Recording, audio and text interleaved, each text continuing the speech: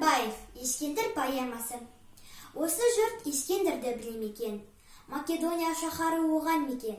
Филипп патша баласы ер көңілді, мақтан сүйгіш қызғаншақ адам екен. Филипп өлді, Ескендір патша болды. Жасы әрең 21-ге толды. Өз жұрты аз көрініп көршілерге көз алартып қарады оңды солды. Сұмдықпен әскер жиып қаруланды, жақын жерге жау алып тұр аттанды. Көп елді күтінбеген қырды жойды, ханды өлтіріп қаласын тартып апты. Жазасыз жақын елдің бәрін шапты, дарияның суындай қандар ақты. Шапқан жердің бәрінде бодан қылып, өкіметін қолына тартып апты. Ескендір елде алмаған хан қоймады, алған сайын көңілі бір тоймады. Араны барған сайын қатташылып, жердің жүзін алуға ойылады. Қанішер қаһарлы хан ашуы көп, атағынан қорқады жұрт қайғы жеп. Сол күнде қошеметші айтады екен, ханның ханы патшаның патшасы деп. Атағы талай жерге оның жетті, жердің жүзін алуға талап етті. Есепсіз әскер жиып жарақтанып, есіткен елдеріне жүріп кетті. Алдынан шыға алмады ешкім мұның, бәрін алды қорқытты жолдағының. Жан шықпады алдынан тоқтау жоқ, жер жүзін жеке билеп алмақшының.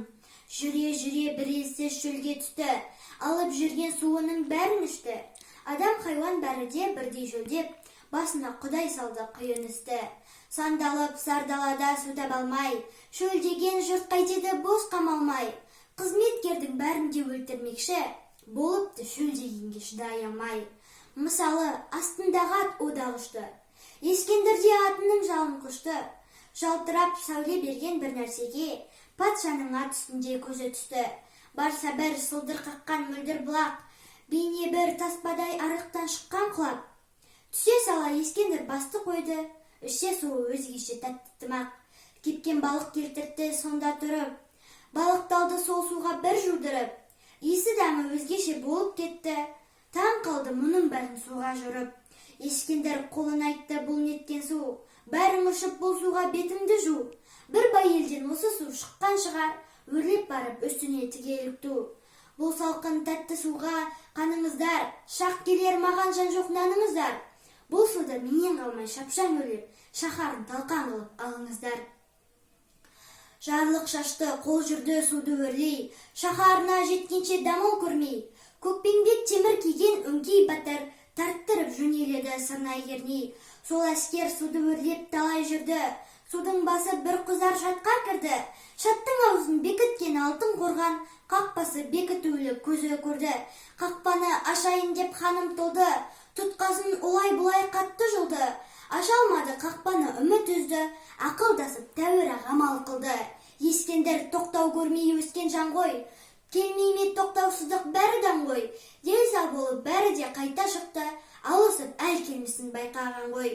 Долылықпен хан Ескендір ашуланды, ашуланып қақпаға жетіп барды. Қақпаны дүбірлетіп қағып-қағып, қақпандаш деп барынша айғай салды. Қақпаның әр жағынан біреу келді, күзетшісі сол екен дыбыс берді. Қақпаны саған ашар рұқсат жоқ, бұл құдайға бастайтын қақпа деді. Білмесең мен Ескендір патша деген, жер жүзінің соғыста бәрін жеңген. Қақпаңдаш хабарыңды білдір маған, қорлығым өзім туып көз көрмеген. Мықтымын деп мақтанба ақыл білсең, мықты болсаң өзіңнің нәпсіңді жең. Іші тар көре алмастың біреу сен, ондай кісі бұл жерге келмейді тең. Талпынған талаппенен менде бірер, көп жүрдім кезде көрмеген жер. Ең болмаса халқыма көрсетейін, сый қылып белгі болар бір нәрсе бер. Қақпадан лақтырды бір орамал, сыйым осы есерім мынаны ал. Ішінде бір нәрсе бар ақыл берер, апардағы ойланып көзіңді сал. Орамалды қуанып қолын алды, сый алдым деп халқына қайта барды. Қараса ішіндегі бір қусет, бұл неткен мазағы деп аңтан қалды. Ашуланып сыйына болды кекті, ең болмаса білмеді сый бермекті. Осы менің теңім бе деп ақырып, лақтырып жіберді сол сүйекті.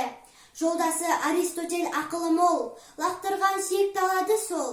Ханға айтты қасиет бар бұл сүйекте, көзіңе көрсетейін хабардар бол. Сол күнде Аристотель жеке дара, ақыл сөзін тыңдамай барма шара.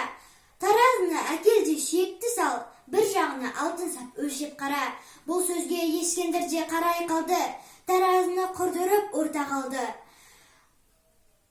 Қаншалтынмен көмісті салса дағы, бір кішкентай шиекті аудармады. Мұны көріп Ескендір аңтан қалды. Бар қаруын алтынға қоса салды, енді қайтер екен деп қарап еді, бұрынғыдан қу шиек ауырланды. Аристотель хакімге патша келді, мына шиек қазынаның бәрін жеңді. Бұл шиекті басарлық нәрсе бар ма? Ақылыңмен ойланып тапшы деді. Хакім жерден топырақ алып барды, бір уыстап шиекке шаша салды. Ана басы сылқ етіп жерге түсіп, шиек басы жоғары шығып қалды. Ескендір мұны көріп аз тұрады, хакімді аулақ жерге шақырады. Таң қаларлық іс болды мұның өзі, мәнісін айтып берші деп сұрады. Бұл адам көз шиегі деді ханға, тояма адам көзі мұңмен санға. Жеміт көз жерсізіне тоймаса да, өлсе тояр көзіне күн құйылғанда. Кәпір көздің дүниеде аран үлкен, алған сайын дүниеге тоям екен.